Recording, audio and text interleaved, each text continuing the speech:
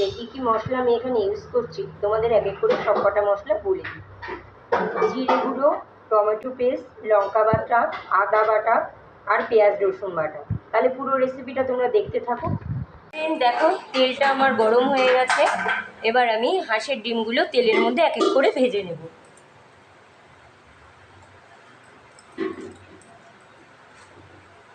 প্রথমে আমি তেলে অল্প একটুখানি হলুদ গুঁড়ো দিলাম,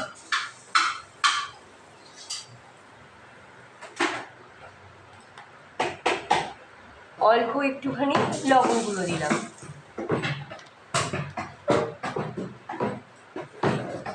এবার আমি হালকা করে তেলটাকে নাড়িয়ে দিলাম। এবার আমি হাঁসের ডিমগুলো তেলের মধ্যে এক এক করে দিয়ে দেব।